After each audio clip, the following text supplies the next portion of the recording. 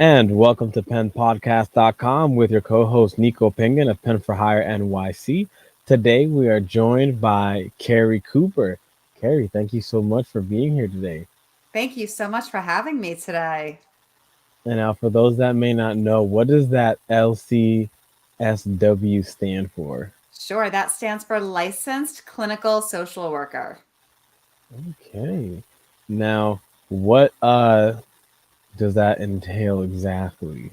Sure, so I am a holistic psychotherapist and I Hmm. have my degree in social work and licensed clinical social worker. So I have my private practice where I give therapy to teenagers and college kids. Oh, interesting. Mhm. Okay, so you have a passion for having the patience to work with erratic, eccentric, bouncing off the walls kind of minds, huh? Yes, you either love that age population or you hate it, and I love it.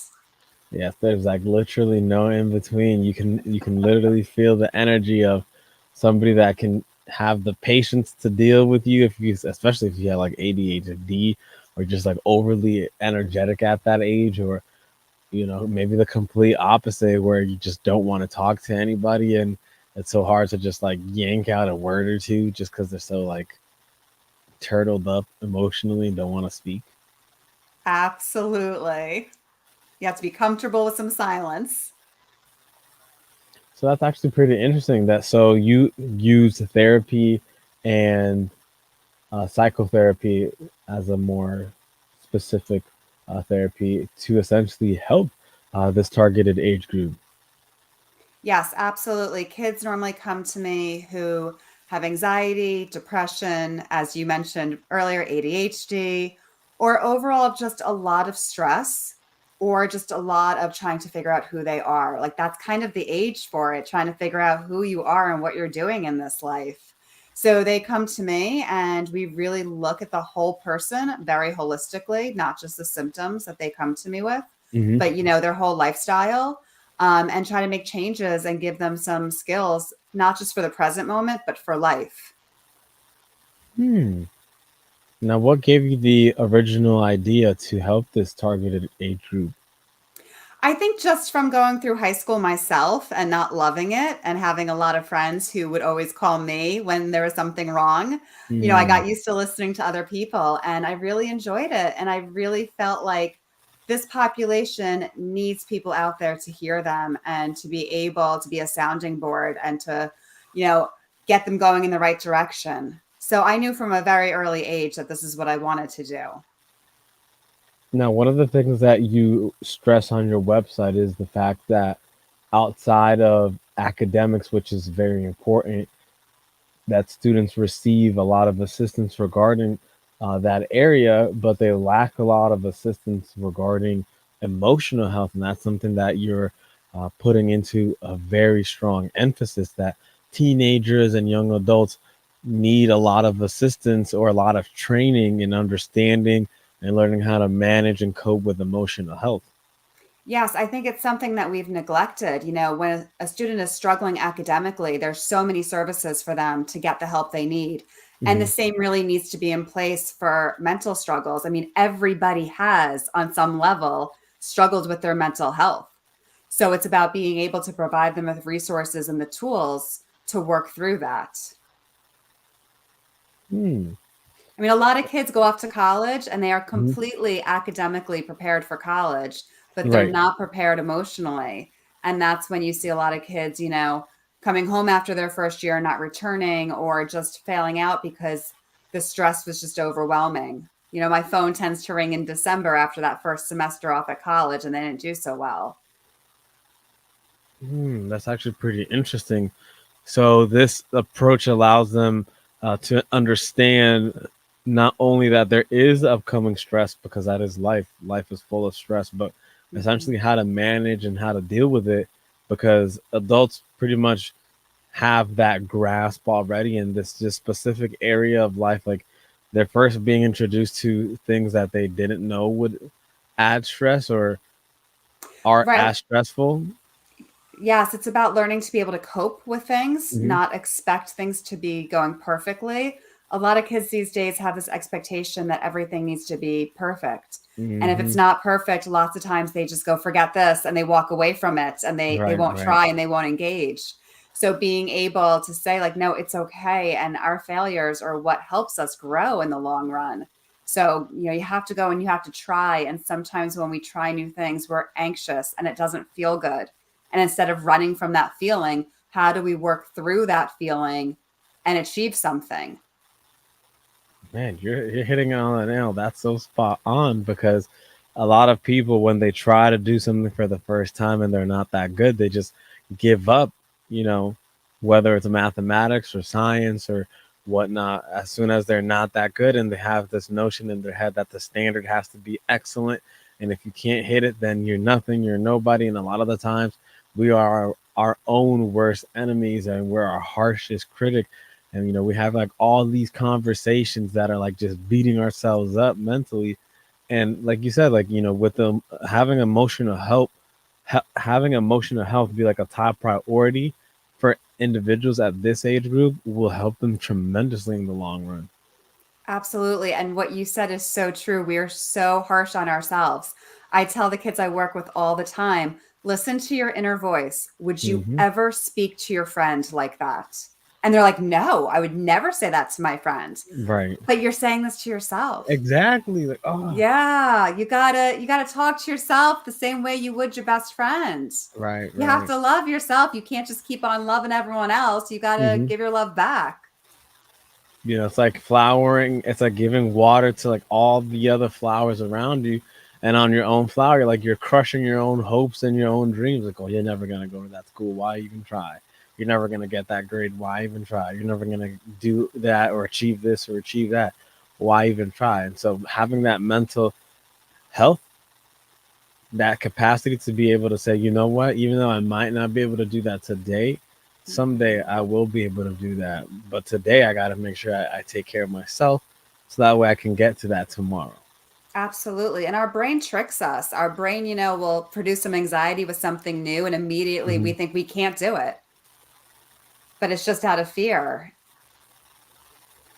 And now, when you decided to create the Mental Health Uncensored 10 Foundations Every Parent Needs to Know book, what was your original mission regarding this book? What did you want the book to specifically do when you first started? My original mission was this book was created during COVID, and mental health was at an all time crisis, especially for this population. Hmm. So I got to the point in my practice, I couldn't take on any more kids than who I already was seeing. Right. All my friends who were therapists were completely booked. Like we just couldn't get the information out there and the help out Hmm. there quick enough. So I said, you know what? I just need to write it all down because what I'm saying to most of my clients, it's the same theme. Hmm. It's, Hmm. it's the same. You can't sleep until 2 o'clock in the afternoon. You have to get out of bed. You have to, get into routines. There's certain things to put into place that will build your foundation where you can then achieve better mental health. So I really wrote this book because I just needed parents to see what they could be doing on a daily basis to build up that foundation. Because if you have that, it's easier. It's not perfect, Hmm. but you're starting from a better place. You're able to respond to stress better. You're able to focus better. You're able just to think clearer. So that's really why I wrote this book. I mean, there's so many times I just almost repeat the conversations with, Right. kids over and over again. So I needed to just say it. And I think, one of the things the book focuses on, there's 10 foundations, 5 of them are physical. Hmm. And I think people forget that, this is all connected, our body and our mind. Right.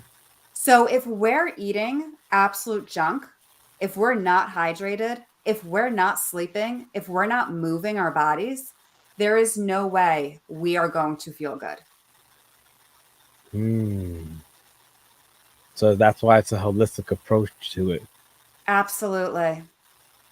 Okay, and how were you Absolutely. able to choose that theme? Because you mentioned that you essentially chose the one that was overlaying, but how did you choose the one that covered every conversation, or at least most of the conversations that you've had with your clients? It was actually easier than I thought because I'm really saying a lot of the same thing. So when you Hmm. look at the mental aspect of it, I talk constantly about kids being able to say no to others and be able to start putting themselves and their needs first. I mean, that's like a trend Hmm. I speak about all day long. No, you can't be on the phone till 2 in the morning talking to your friend because they're having a crisis. You need to sleep as well. You have to put up boundaries at some point. And Hmm. we have a lot of kids, especially in my office, they're so empathetic, and that's a wonderful quality. But Hmm. you can't just give and give and give and Right. feel everything from everybody else because it drains you. Hmm. So being able to say no and setting up those boundaries. And a lot of the times, these kids are learning this behavior from their parents, Hmm. very well meaning, but you know the moms who say yes to everything and then are completely burnt out and stressed and screaming at their children because they're trying to do Hmm. 20 different activities that they said yes to and they didn't want to do it. They didn't want to volunteer at the school that day for a bake sale, but they said yes anyway. Right. Hmm. So that's That's. one of them. And also, just kids being able to deal with disappointment. Hmm. Like you're going to be disappointed in life, and that's okay. It's how you handle it. It doesn't need to crush, your whole day if something goes wrong. So how to bounce back quickly, how to take it in stride. So those are the things that like I just noticed that I'm saying all the time and that we're Hmm. working through all the time. So I had to write them down to really get it out there. And did you try writing it in a multitude of different ways, or every time where you actually did think about writing the theme, it was just a very simple way of expressing it over and over again? I sat down and I just did a general outline at first. And I was like, okay, what am I saying constantly? And I Hmm. broke it into the physical and the mental. And then I really took it chapter by chapter of exploring them, of showing the research that also supports all of this information. And then, how do parents fix this? How do they change it? How do they implement it into their homes? So I did a deep dive into each one. Okay, that's actually pretty cool. And in regards to creating the book, what did you find was the biggest joy that you had in regards to making it, making it a reality?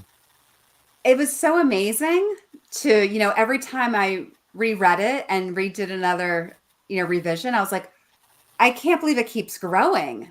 Like, this is amazing. I kind of equated, writing a book to like being pregnant and childbirth. Like, this just keeps on evolving. This is amazing. It was a really cool process. I've never written a book before.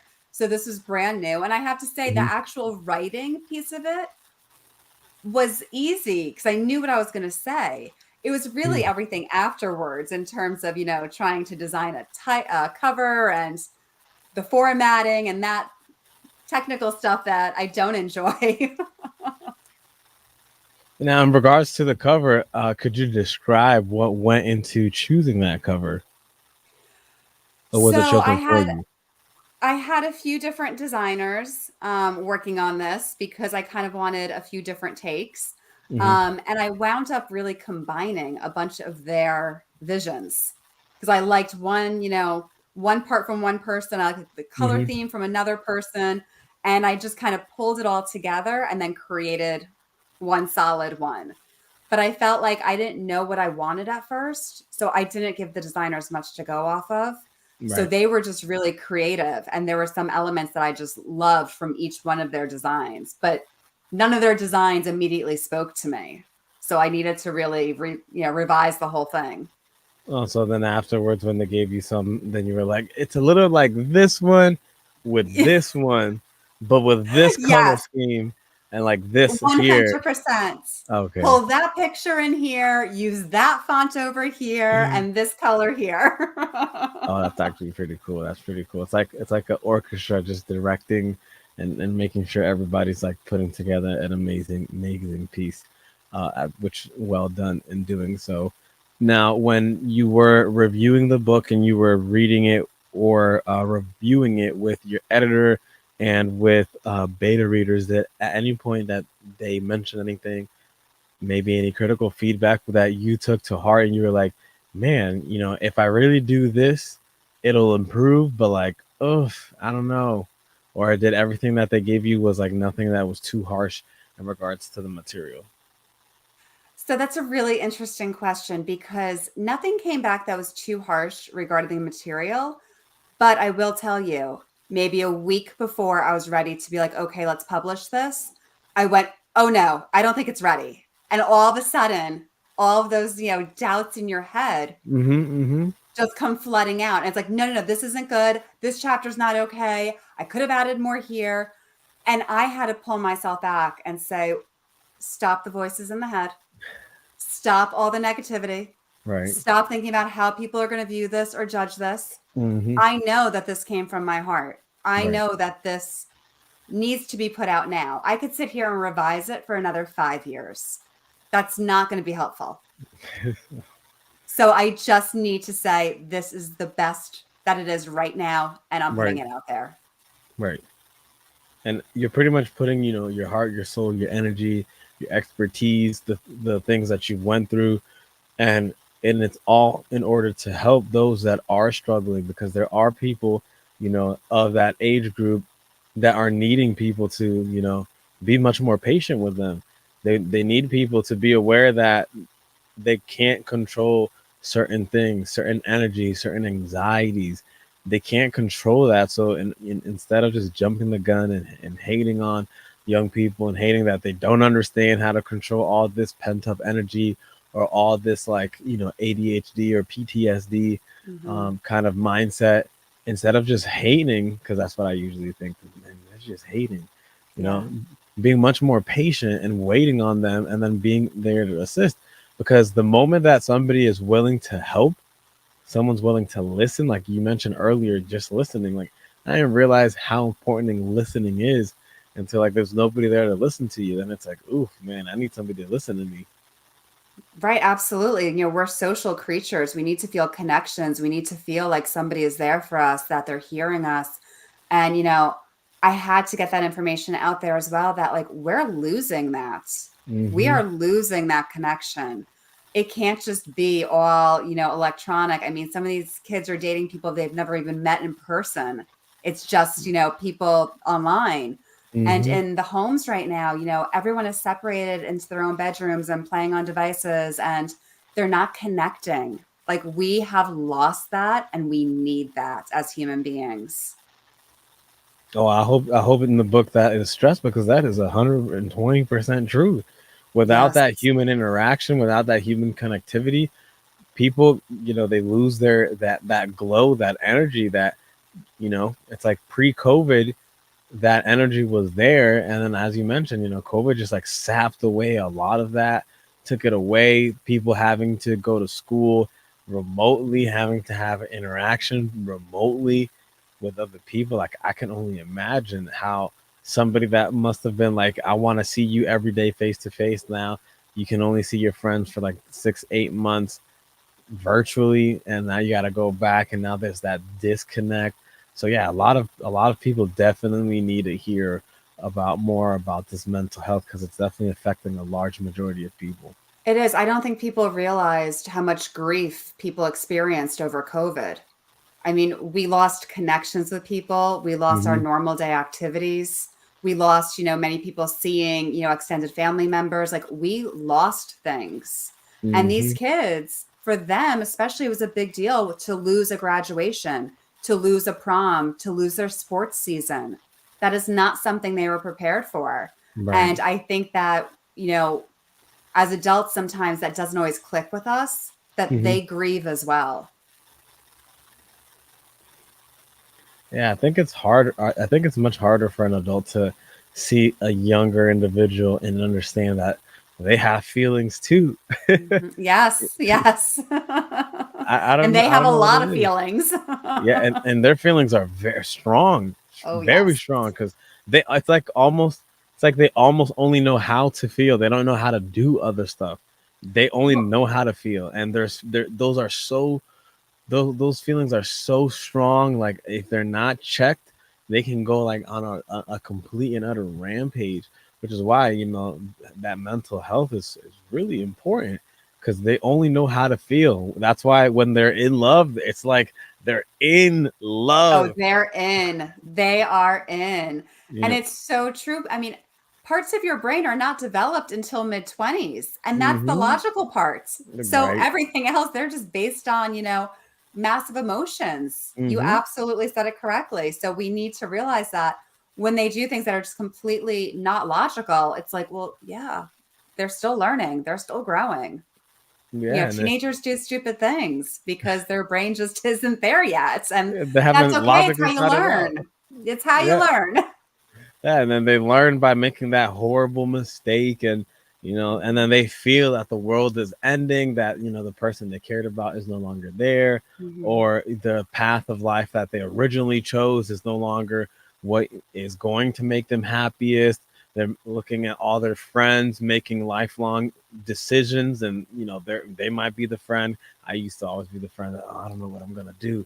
I don't know what I'm gonna do, and everybody else is like, well, I'm gonna do this. I'm gonna do this, and then I was like, you know what? I got to decide what I'm going to do, because if not, I'm just going to be running through life not knowing I'm going to be lost. And I'd rather at least know I want to do something rather than I have no idea what I want to do. Because at least if I want to do something, I can help somebody else who's like, hey, how did you decide what you wanted to do? It's like, well, I was having a hard time figuring out what I wanted to do. And I realized I want to help other people that don't know what they want. It's a simple solution. Right. Yeah, a lot of it is about growing and being able to make those mistakes and to recover from them. And that's something I actually talk about in the book as well, that parents need to learn to let go and let their Mhm. kids stumble and fail and be able to pick themselves back up again. And I think, well-meaning parents want to make everything good and easy, and they're not helping their child. They're really hindering because these kids are going to college or, after high school, and they just don't have the skill set to problem solve anymore. Yeah, so you mentioned earlier that they might be really bright, they might be really smart academically, but when it comes to emotional, um, issues, they might not be up there. So, what would you suggest, other than, of course, reading your book, for somebody in this age group that is looking to tackle life head on? They're looking to do the best that they absolutely can, but they recognize that mommy, daddy might have sheltered them a little bit too much. They might Mhm. not be ready to, like, tackle the real world. They might be dorming within a year or two, and they might not know enough. And at least now that they're listening to this, they might know that they might need to get more information. So how would you advise them on getting I there? think, they need to start taking a look at life and saying, what can I start doing for myself? What can I take hold of? What can I take responsibility for? And it Mm-hmm. could start as small as they need to do their own laundry. Mm, Like we forget, like kids need to be able to do basic household chores as well. It gives them right. self-confidence. Mm-hmm. They need to be able to say, like, okay, I need to be able to prepare my own lunch in the morning for Mm-hmm. school. I need to be able, when there's a problem with my teacher, for me to email and not ask my parents, what do I say in this email?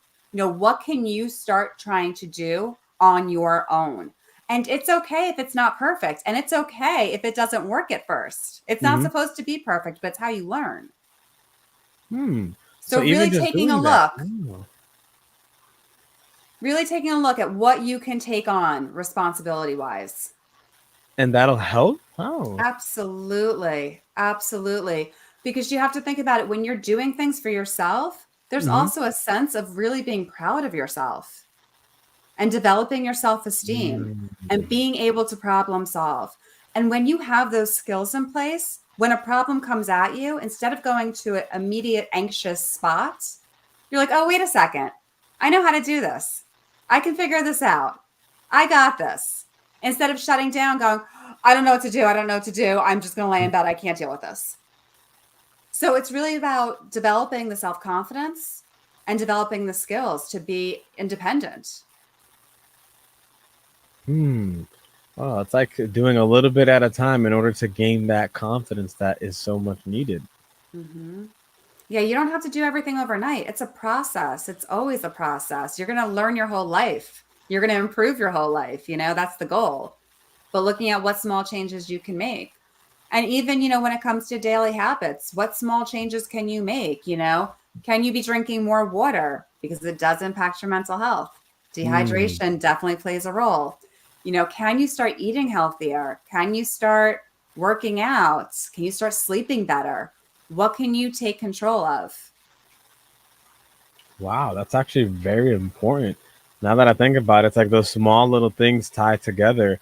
I remember listening to I forgot his name, an admiral, talking about that if you just do your bed in the morning, that's gonna give you the confidence to then like Yes. do a little bit more every other thing that you do throughout the day. But if you can't even do your bed, then you're not even gonna have the confidence to do anything else throughout the day. Yes, that whole concept of make your bed because it's your first accomplishment of the day. It's something to be proud of. It's like, yes, I did that. What's next? And it's putting you in a Yeah. really great mindset. Like we can accomplish great things. We can Hmm. change the way our lives are. We can have a more positive outlook, but we need to take steps. And those steps, they're daily habits that we need to implement. But yeah, people don't realize that if you're exhausted, Hmm. if you're not eating good food, if you're not hydrated, you are not going to feel good.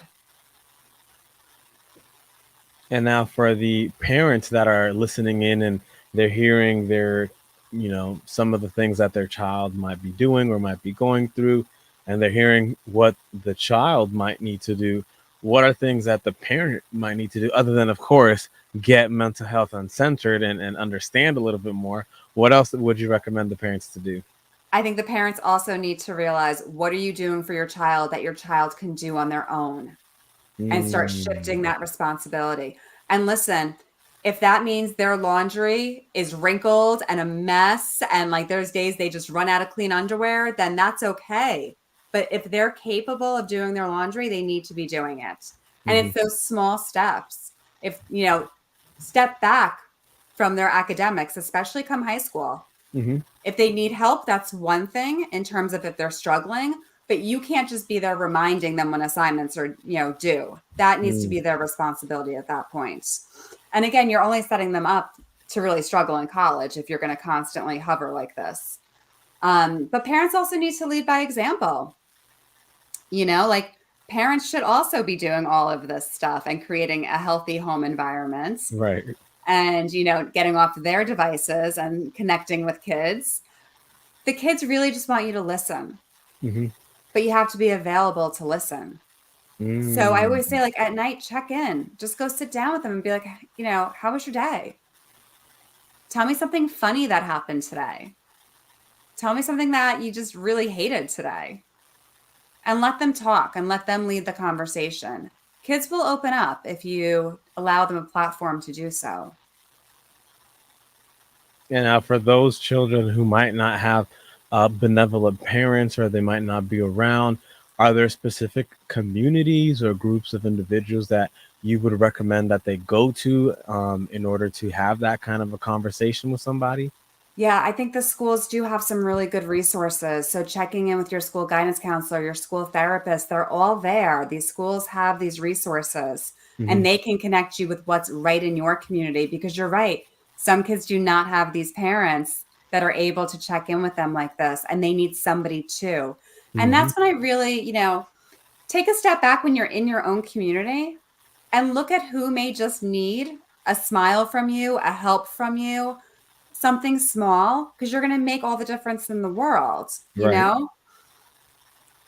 If you see a kid, at a baseball game, tell them good job, if their parents not there, like try to step up a little bit. We're all in this together. So true. Wow, like I'm having so much fun with mental health because it's something that a lot of people don't put too much mind to because they sweep it under the rug because there's other pressing issues or they believe there's other more pressing matters, and especially for young adults, for teens, it gets super swept under the rug because it's like you're a kid, you're feeling like you're on top of the world. This is like the moment in life where you break a bone and like in 2 weeks you're like miraculously healed. You think that you're Superman without no kryptonite. You're gonna live forever. There's nothing wrong, but in reality, in your heads, like there's all these insecurities. There's these like ticking time bombs of somebody says something, I'm going to explode because I have anxiety. And it could be due to a test. It could be due to my grandparents are, sick, or I may never see them again.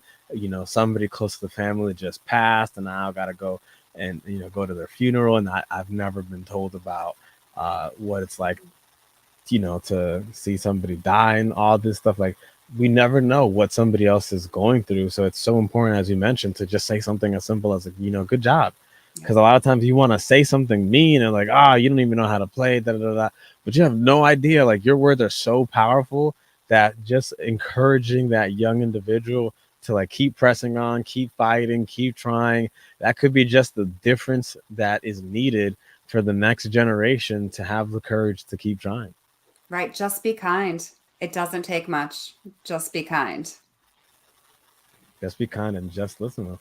Keri, thank you so much for coming here and giving us all this amazing information. For individuals who would totally like to support you, where can they go to buy the book and check you out? My book is on Amazon. It's both in an ebook and a paperback, Mental Health Uncensored 10 Foundations Every Parent Needs to Know. And they can also connect with me on Instagram at Keri Cooper Holistic Therapy and on my website to get some information too, Keri Cooper Holistic Therapy. Well, thank you so much. And you guys heard her. Check her out. Definitely support. Mental health is so important in today's day and time, especially now with everything going on. We definitely need the capacity to help each other, to understand each other, listen to each other, but most importantly, be there for each other. So thank you for reminding us of how important that is.